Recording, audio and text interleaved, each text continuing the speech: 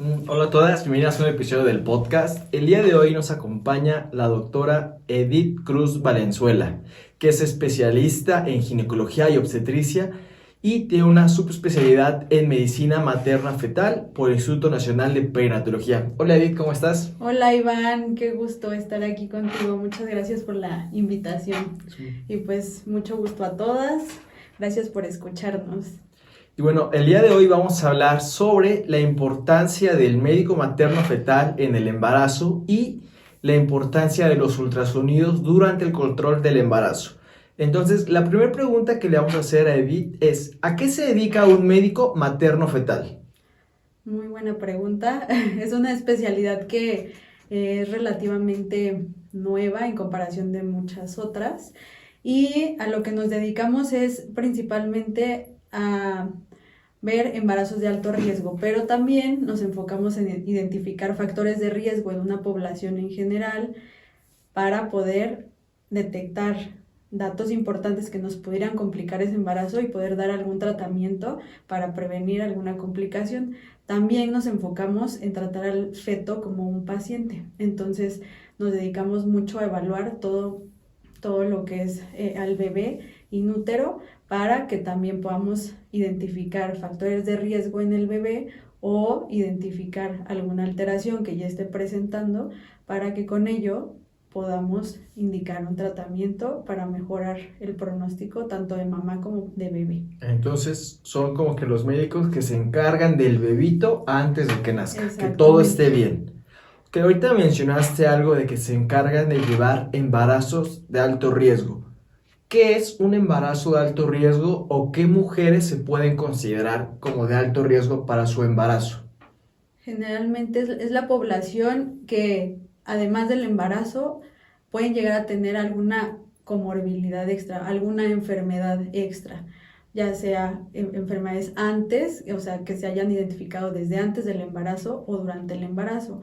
Un ejemplo sería, por ejemplo, pacientes con diabetes antes o después del embarazo, enfermedades de la tiroides, que sufran de presión alta, también pacientes que ya hayan tenido antecedentes de embarazos complicados, donde hayan tenido algún evento adverso durante el embarazo.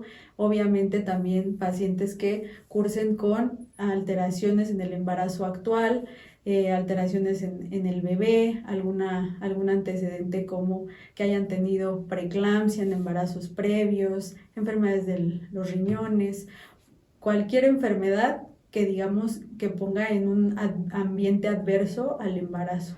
Entonces, ese se considera un embarazo de alto riesgo. Ok, súper bien.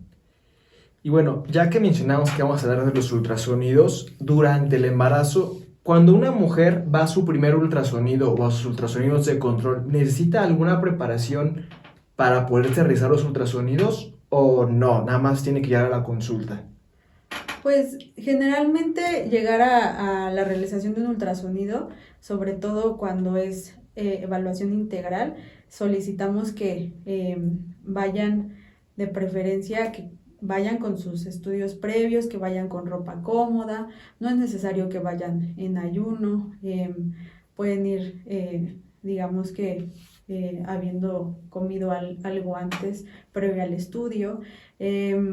Hay estudios que se pueden realizar o que son necesarios realizar que requieren estudios endovaginales eh, mediante el ultrasonido. Entonces, por eso es que les recomendamos que vayan con ropa cómoda, pero en realidad así como algo Preparación especial específico, no hay, no. ¿no? Nada más se realiza el ultrasonido sin ningún problema. Así es. Y bueno, ya ahorita nos mencionaste un ultrasonido endovaginal. Durante el embarazo se van a hacer dos tipos de ultrasonido, el que es vía abdominal y el que es endovaginal. ¿Nos podrías describir más o menos en qué consiste cada uno y por qué se hacen ultrasonidos endovaginales en el embarazo? Claro.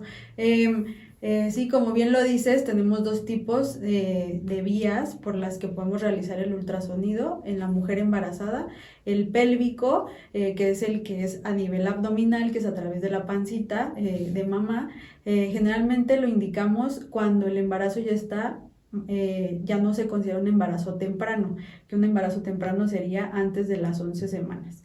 Entonces, Generalmente cuando los bebés o el embarazo es menor a 11 semanas, el verlo vía abdominal complica poder tener más especificidad en cuanto a las medidas, tanto el saco gestacional, que es la bolsita donde está bebé, o las medidas de bebé exactas. Entonces ahí es cuando preferimos o está indicado hacerlo vía endovaginal. Es importante mencionar que estos estudios no van a generar ninguna complicación ni en mamá ni en bebé, no nos van a generar amenazas de pérdidas ni sangrados. Generalmente es un estudio que sí puede ser incómodo por la zona en la que se realiza, pero no duele, ¿ok? Entonces está totalmente indicado hacerlo cuando son embarazos tempranos. Y también, ya que el embarazo está más avanzado, también podemos realizarlo para hacer un tamizaje de riesgo de parto antes de tiempo, que es con el objetivo de medir más específicamente la longitud del cérvix, que es el cuellito del útero. Y eso es para ver qué mujeres tienen como que un riesgo de que el bebito nazca Exacto. antes de la semana 37, por lo menos. Ok, ¿cuántos ultrasonidos son mínimamente necesarios durante el embarazo? Lo ideal es que contemos mínimo con 2 ultrasonidos que son súper esenciales, que vamos a platicar más a detalle de cada uno. El primero es el que se realiza en el primer trimestre, que lo ideal es que se haga entre las 11 y las 14 semanas de gestación. Ese es un estudio que nos ayuda a hacer un tamizaje de riesgos para ver qué pacientes, independientemente de nuestros antecedentes, podemos llegar a tener una alteración durante nuestro embarazo, ya sea en nosotras, como enfermedades que se pueden desarrollar propias del embarazo, como es preeclampsia, que es cuando se sube la presión en el embarazo, o que nuestros bebés lleguen a tener problemas en el crecimiento como restricción del crecimiento fetal. También nos ayuda a identificar alteraciones que se puedan asociar a síndromes. Entonces, por eso es tan importante hacer ese en el primer trimestre. El del segundo trimestre, que es el segundo más importante, es el tamizaje que realizamos ya que bebé está un poquito más grande, y ese es con el objetivo de identificar alteraciones estructurales, o sea, malformaciones en bebé, además de seguir evaluando los datos más importantes en el embarazo, que también es la placenta, el cordón umbilical, los flujos sanguíneos de mamá. Esos son como que los principales. O sea, si nosotros contamos con esos 2 estudios en bajo riesgo, podemos ir tranquilos durante nuestro embarazo. Y existe un tercero, que es el que evaluamos para ver el crecimiento de bebé y ver que vaya con su curva de crecimiento adecuada. Pero digamos que los más importantes y los que forzosamente deben de ser realizados por materno-fetal es el primero, el del primer trimestre, y el del segundo. Pero bueno, en general ya actualmente prácticamente la mujer recibe por lo menos 5 o 6 ultrasonidos, porque ya desde la primera consulta ya casi todos los obstetras o médicos materno-fetal realizan su ultrasonido. Sí, y de hecho está perfecto que en cada evaluación, en cada consulta, les realicen un ultrasonido de control. Y bueno, esos son como que los más importantes, pero ¿nos podrías platicar un poquito del ultrasonido que se realiza cuando la mujer se entera que está embarazada, que es más o menos cuando tiene un atraso de 1 o 2 semanas, que es cerca a la semana 5 o 6? ¿Ese ultrasonido para qué le sirve a la mujer o qué puede esperar encontrar en ese ultrasonido? Porque muchas veces la mujer tiene una prueba de embarazo, va a consulta y ya le gustaría ver al bebé, y cuando son ultrasonidos tan pequeños, por lo regular no se ve. ¿Nos puedes explicar un poquito de ese ultrasonido?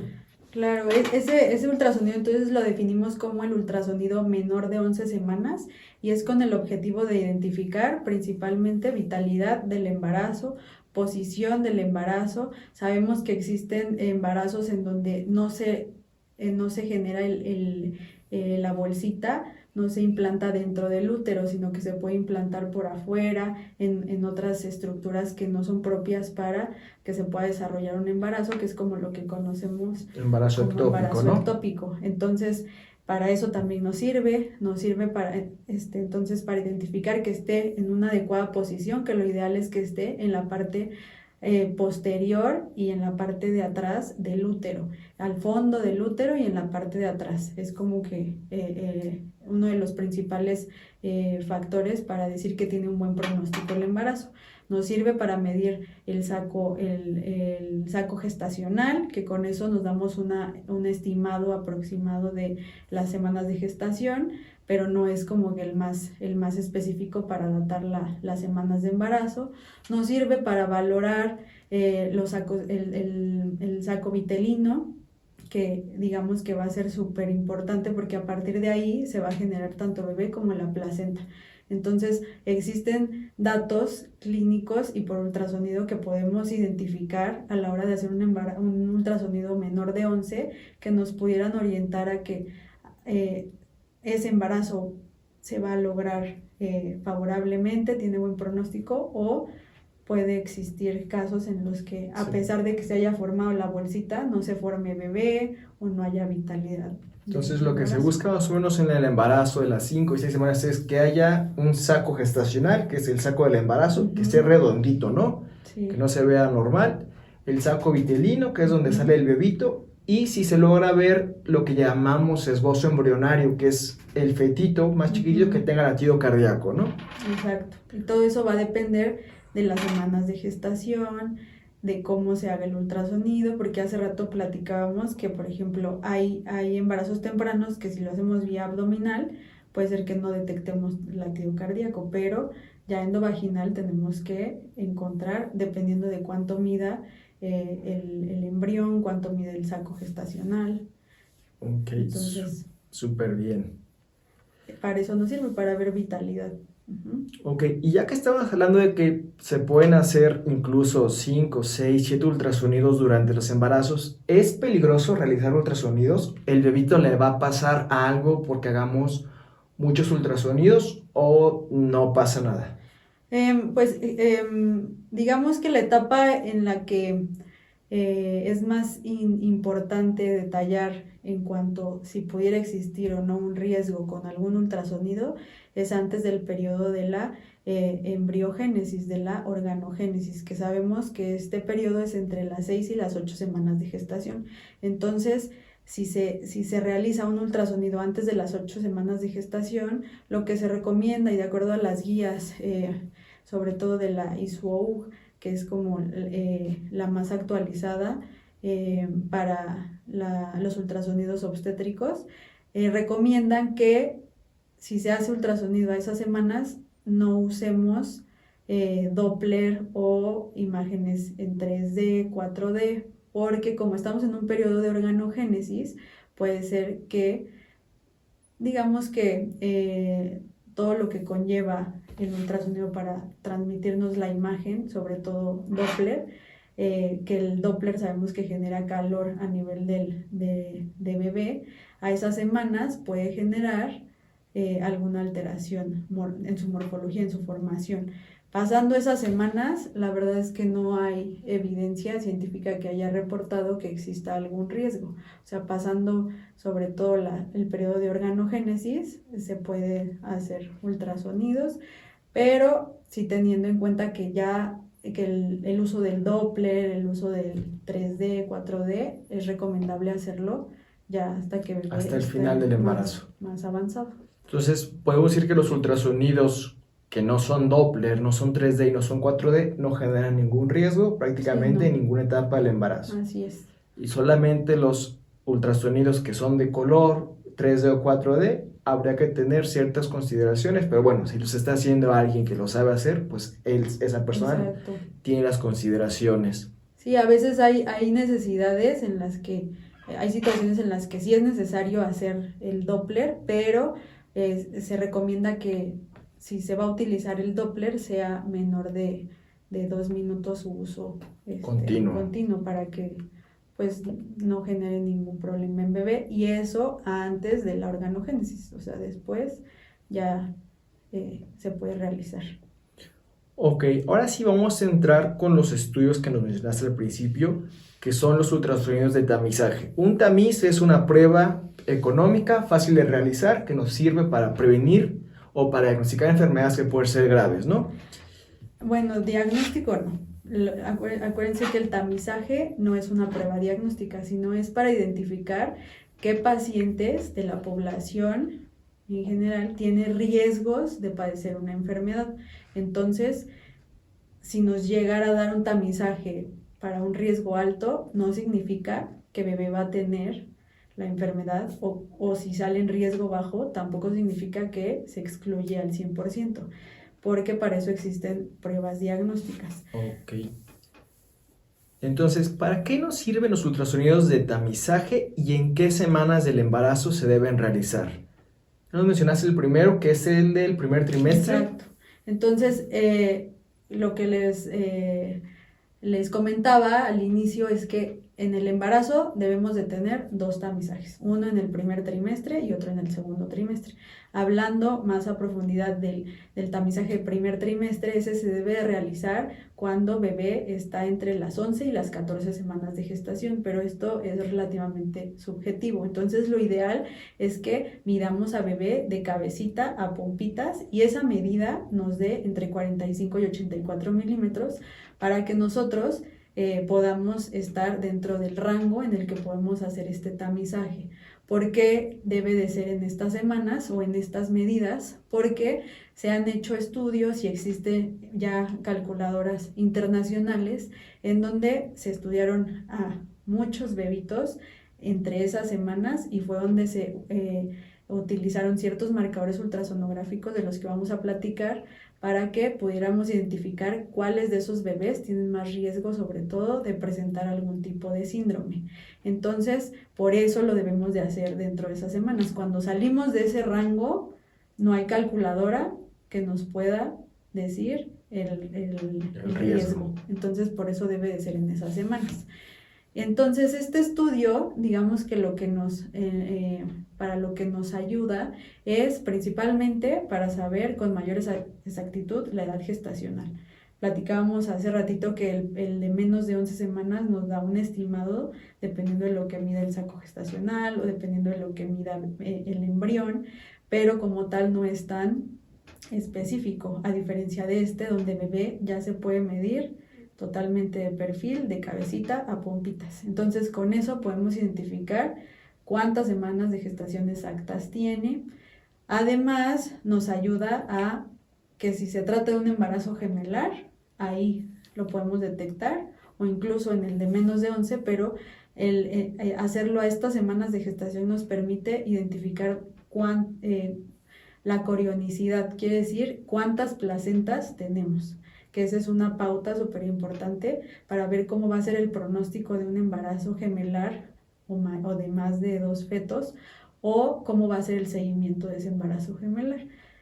Con eso podemos identificar si viene en una misma placenta, si vienen en 2 placentas, si cada bebé trae su placenta, que pues eso nos modifica totalmente el seguimiento de un embarazo de alto orden fetal, que son los embarazos múltiples. Las personas piensan, bueno, luego en la consulta dicen, ay, ojalá sea un embarazo gemelar, pero no saben todos los riesgos que eso conlleva. Así es. Entonces, pues de manera general sabemos que podemos tener 3 tipos de embarazos gemelares, que es monocorial monoamniótico, que es cuando solo vienen en un mismo cuartito, por así decirlo, los bebés, donde comparten placenta, comparten bolsita amniótica, comparten todo. Entonces esos son los que más riesgo van a llegar a tener. Existen otros donde puede ser monocorial biamniótico, donde comparten la misma placenta, pero cada uno tiene su bolsita.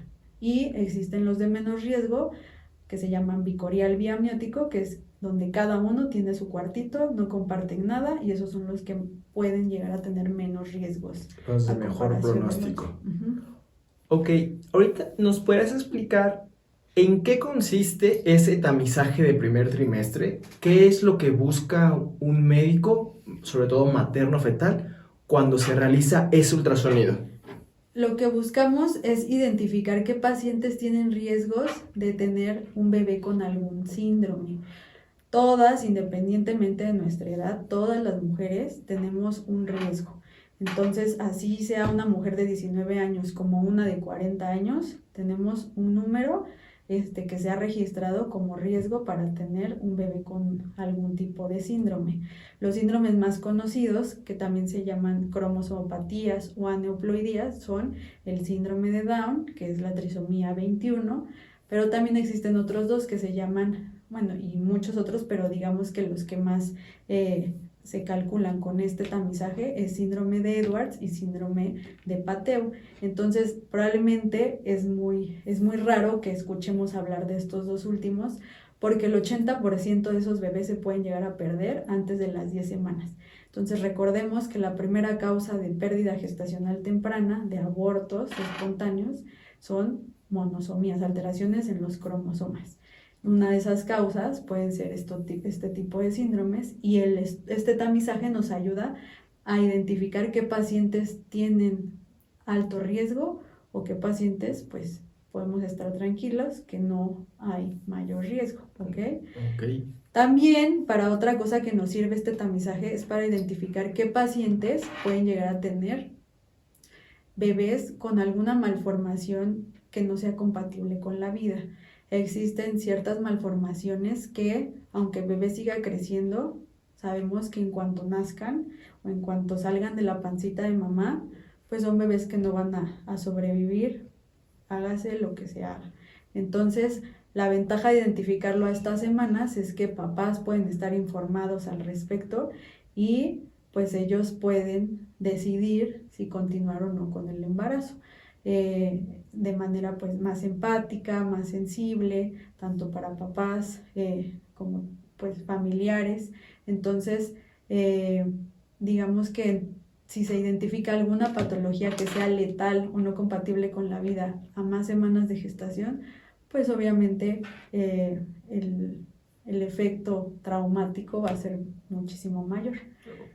Y finalmente, el otro objetivo de este tamizaje es identificar qué pacientes tienen riesgos de presentar alteraciones asociadas a insuficiencia placentaria, como preeclampsia, que es una enfermedad propia del embarazo, donde se nos sube la presión, además de que se daña órganos importantes en el cuerpo de mamá, y también alteraciones en el crecimiento de bebé, como restricción del crecimiento, que es cuando, por así decirlo, bebés no es que sean enanitos, no es que sean chiquitos, sino son bebés que tienen un problema metabólico que los hace estar desnutridos y que puede generar muchas consecuencias, tanto a corto plazo como a largo plazo. Entonces, incluso hasta después de nacidos, este tipo de alteraciones en bebé puede generar complicaciones a lo largo de su vida. Lo que se llama la programación genética, ¿no? Exacto. Lo que pasa en el embarazo continúa después Exacto. del nacimiento.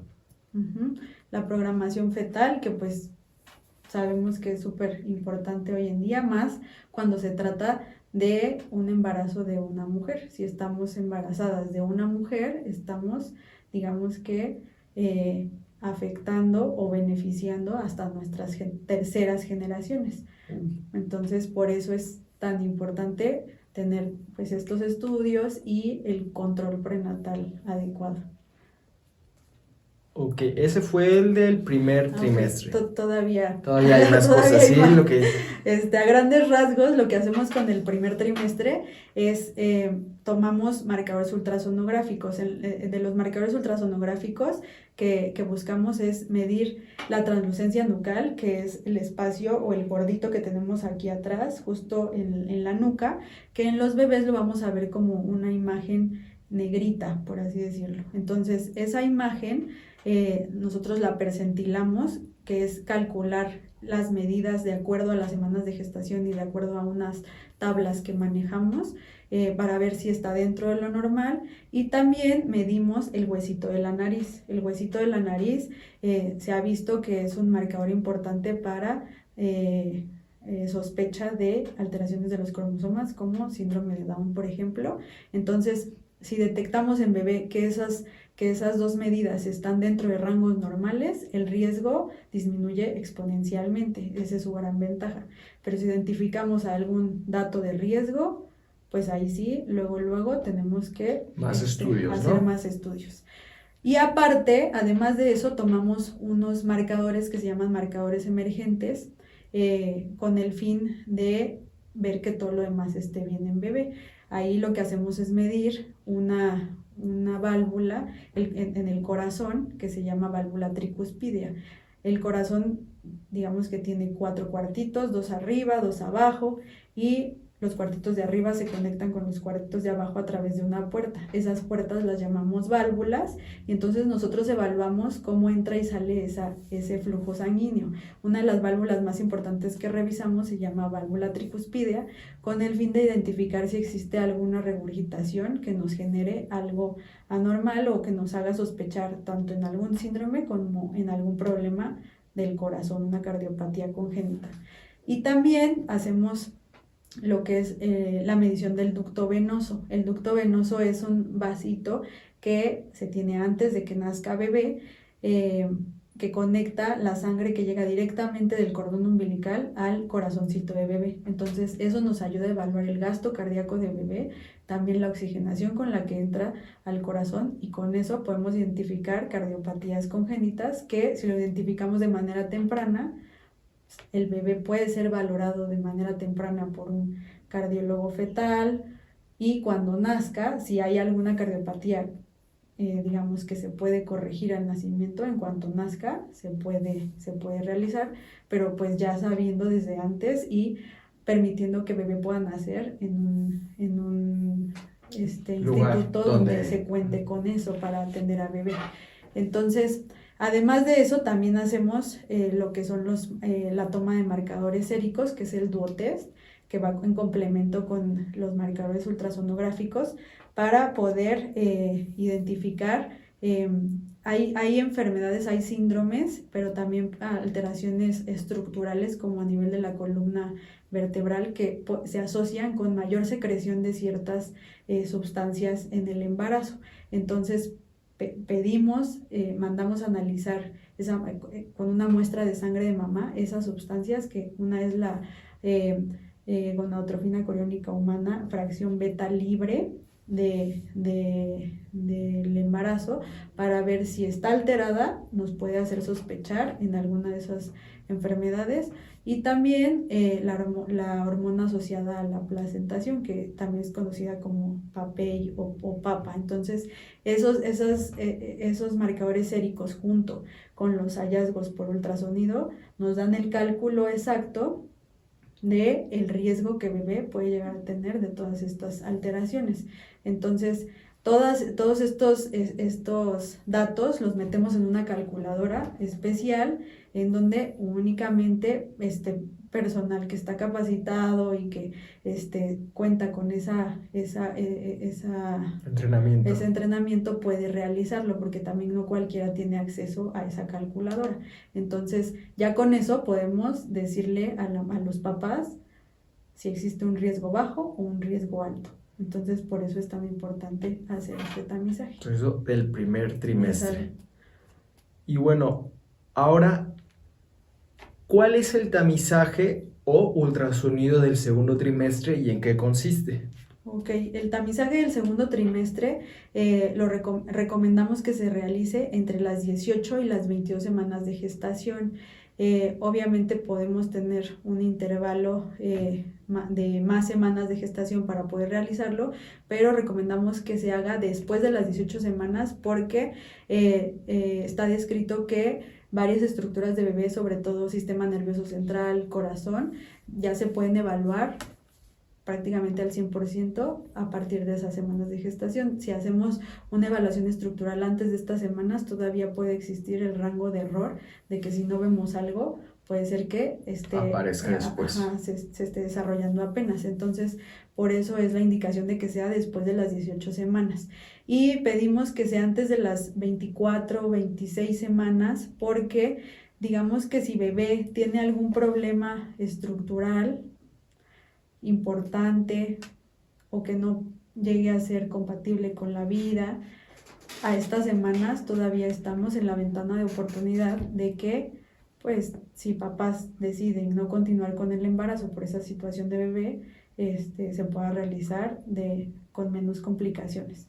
Además, digamos que ponemos de parámetro límite las 22 semanas, porque a esas semanas es cuando bebé nos permite mejor visualización de todas sus estructuras, porque digamos que aunque se esté moviendo, lo logramos ver claro en el ultrasonido, a diferencia de que si hacemos intentamos hacer un ultrasonido estructural después de esas semanas, bebé, por la posición en la que se encuentre, por el peso, por el tamaño, ya no nos va a permitir observar todas las estructuras. Es más difícil ver, ¿no? La cabecita, Exacto. el corazón, porque ya el bebito ocupa más espacio. Entonces, la ventaja de este estudio es porque todas las pacientes que están embarazadas, digamos que todas tienen el riesgo de que un bebé pueda llegar a tener un problema estructural.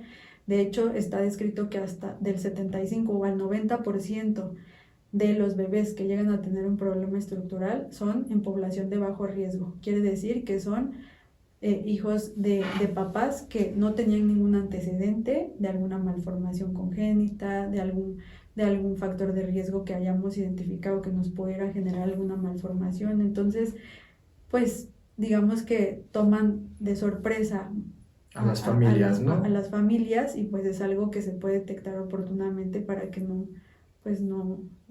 siga progresando o no se repita la historia. Entonces, por eso es tan importante hacerlo, digamos que a estas semanas de gestación, y contar con ese estudio. Ya teniendo el estudio del primer trimestre como el del segundo trimestre, si todo está bien, si todo está en bajo riesgo, pues estamos con la tranquilidad de que bebé va evolucionando bien. Entonces lo que hacemos es medir literal de cabecita a pies todos los órganos que se pueden ver a través del ultrasonido. Entonces revisamos a grandes rasgos sistema nervioso central, carita, para descartar dismorfias faciales, como alteraciones en la posición de los ojitos, alteraciones en la implantación de las orejitas, alteraciones como el labio paladar hendido o labio leporino, malformaciones a nivel de línea media, de toda la carita, de cerebrito de bebé.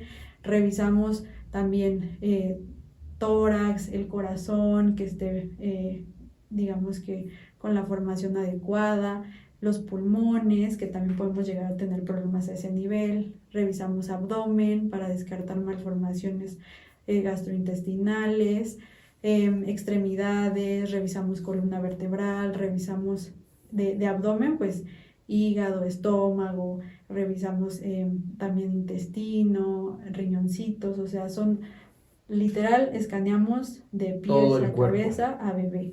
Incluso, si se nos permite, también medimos o contamos todos los deditos que vengan completitos y demás. Entonces, con este estudio podemos identificar qué bebés pueden llegar a tener una malformación mayor o qué bebés no se está reportando con ninguna alteración estructural evidente. Y también medimos cómo está la placenta.